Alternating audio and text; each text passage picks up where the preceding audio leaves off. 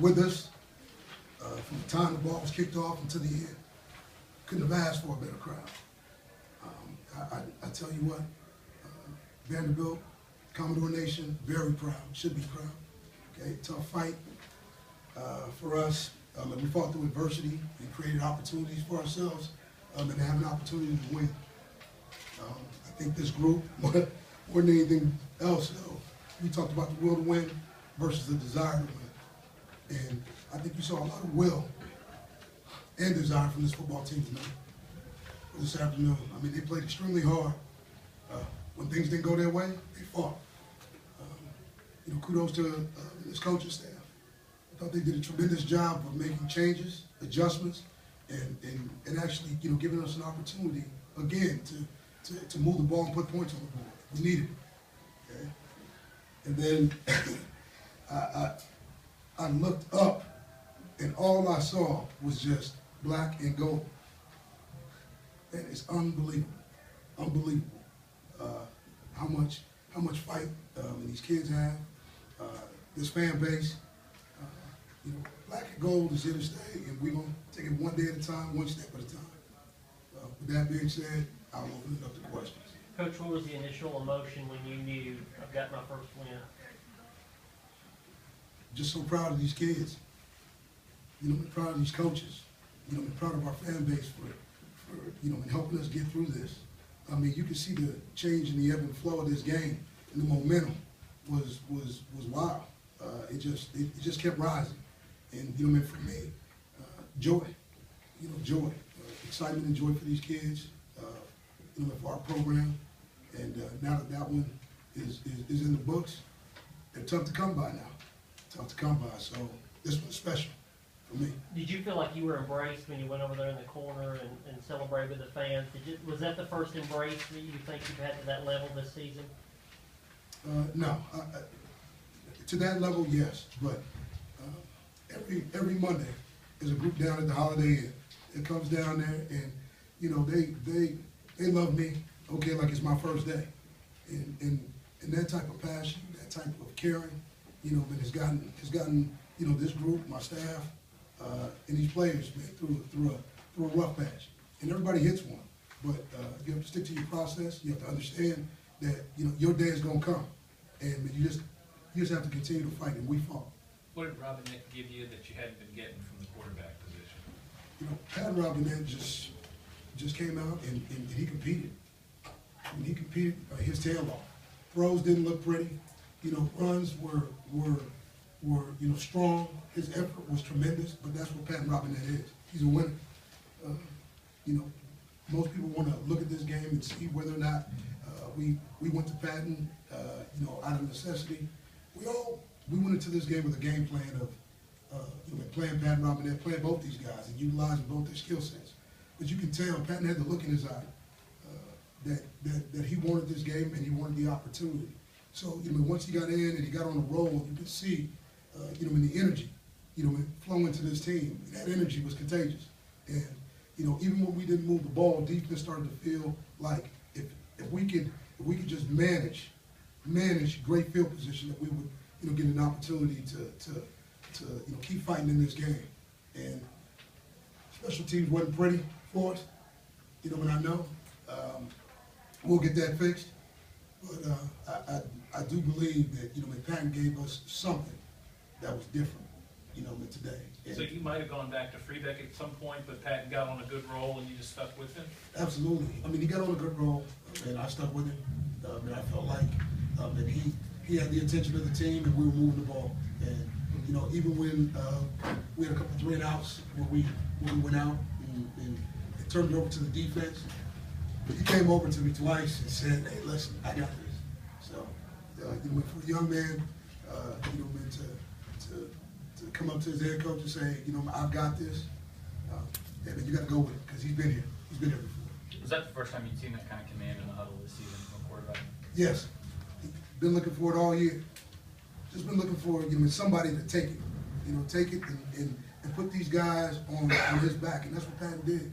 He took it. I mean, those guys looked at Patton like Patton, owned it and had it, okay, and it was his huddle, and it was his team, and that's what he did. He took it on his back, and those guys followed him, we were able to find ourselves in the end zone. Does this solidify him as the guy moving forward that you know he can do that?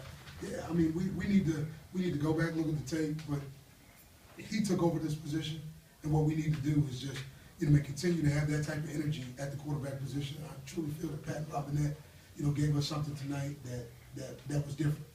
That energy, it stays, at the quarterback position with Pat Robinette, then that's where we'll move. But you definitely want to have command of the position, and he did tonight. What can you say about your defense getting a touchdown, your special teams getting a touchdown when you needed more than just offense? We were due.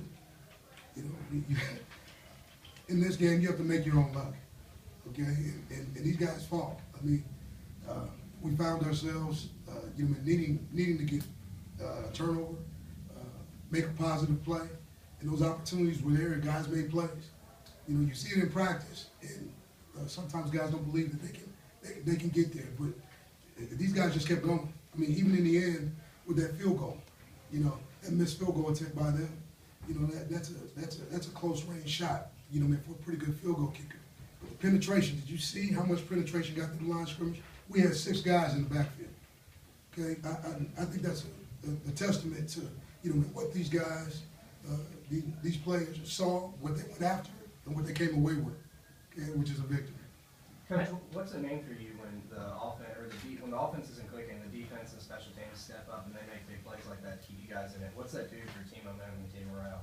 Football's a team game. There's gonna be days where your offense carries you, your defense, is struggling, and your special teams is okay. Today, certain phases showed up at different times, and we needed them to show up when they showed up. They were on time, and that's all we care about is being on time. Because when you're on time, you give yourself a chance, to win ball games. Like I said earlier, the will to win was here, this afternoon. So proud of these guys. I believe Patton had a knee brace on. Was he held back a little bit by an injury since the first game? No, Patton's fine. All of our quarterbacks wear knee braces. We put our guys in protective braces just because of the high lows and the contact nowadays coming off the edges and blind shots on quarterbacks. So that injury did not hold him out in the Ole Miss game. Did not hold him out. Ralph Webb keeps sort of chugging along. You glad to be able to stick with the running game, I guess, longer today than you've been able to the first 2? Absolutely. You have to have faith in what you are and who you are. And even when everybody, I'm sure, wanted us to throw it, but we needed to have enough patience, to stick with the running game, and we did. And it paid dividends for us. We know what we can do in terms of the run game. We have to make sure that we can, lighten that box, from time to time, to give us an opportunity to hit windows, creases, and to get our running game downhill. On their fake punt where they scored the touchdown, they take advantage of something there, or was there a breakdown on your end that allowed that to happen? Well, I talked to the referee about it, and they motioned down, and they picked the end man on the line of scrimmage, which allowed the wing to get free. And so, for us, it's one of those things where it's more our fault. Even though the pick situation happened, it's more our fault because what we should do is attack the wing. If you attack the wing, he never has an opportunity to pick you. You stayed on the line of scrimmage, and we got picked. And so that's one to grow on. It's one of those coaching points that you talk about time and time again. That sometimes guys, in the heat of battle, they lose. That was when you really got into the referee's face on the sideline. You were pretty animated. That's what you're talking about today? Correct. Correct. Vince got injured in pre-game warm-ups. How much did that you have to change when you found out he wasn't playing? Really, for us, it was next man up. We couldn't change our defense. We just needed the next guy to step up and play, and he did. We got a great rotation out of Jay Woods, Nephi. Those guys played well for us tonight. I think on 39 rushes they had 88 yards.